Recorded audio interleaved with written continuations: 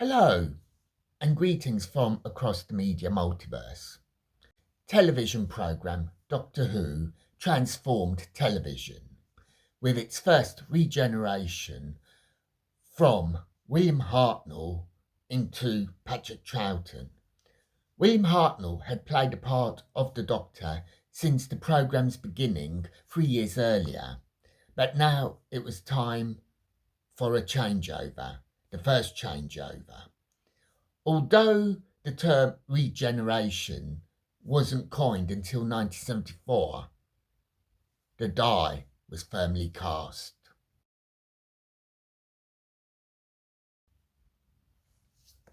Of course, characters had been recast before.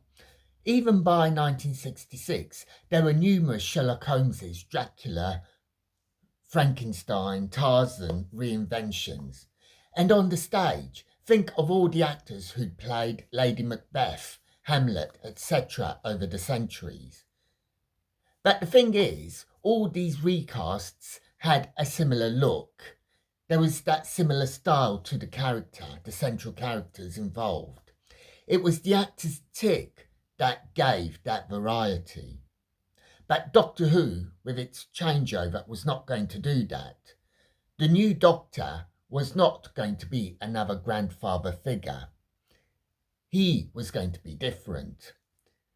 In his first episode, Patrick Troughton's new Doctor deliberately goes out of his way to show that this is a new format. It's a new way of doing things. And he does this through his joking, his playing of a recorder, avoid giving straight answers to straight questions. We go from a stern grandfather with a twinkle in his eye to a naughty big brother.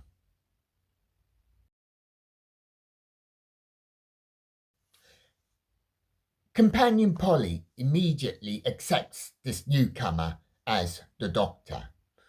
But her fellow companion Ben is probably more in tune with the audience when he hopes that this brat is an anomaly of some description and that William Hartnell's Doctor will return.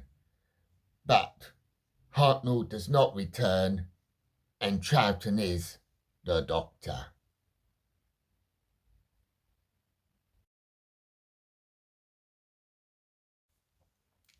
Since then, every few years, the programme Doctor Who reinvents itself as the lead changes. All the Doctors have a tough time to introduce themselves to the public. Just because other people have succeeded, it doesn't automatically mean that you will too.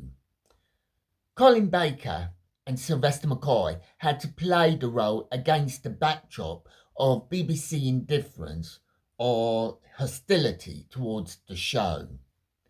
Paul McGann and Christopher Eccleston had to revive the franchise. Indeed, this also applies to William Hartnell, as in all three cases the questions were, is there a market for this programme? Who will watch it?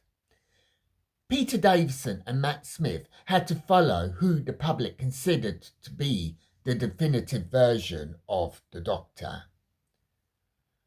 Tom Baker and Peter Capaldi had to follow a Doctor that the public just simply adored.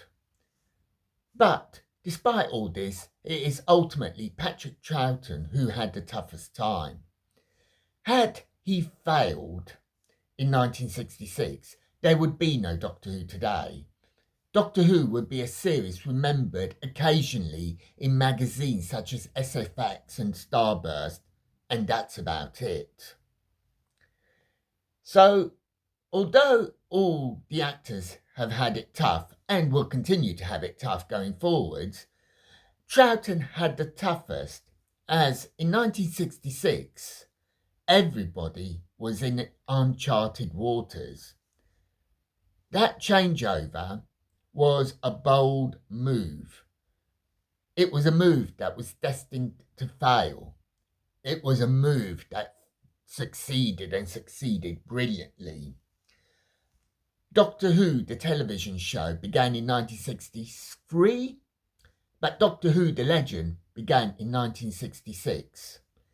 and it is a legend that survives to this day and continues to reinvent itself with Jodie Whittaker and Ncuti Gatwa.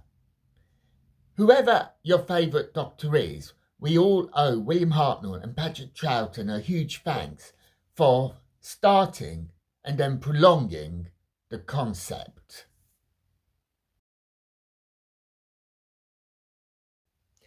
And what are your thoughts on that first ever Regeneration? Was it a hit for you? Certainly, special effects may not be as good as they are today, etc. But in terms of concept, formatting, story, 10th Planet, Power of the Daleks, how did it work? Grateful for any comments. Thank you. Until next time, may your news be good news and happy times and places. Farewell.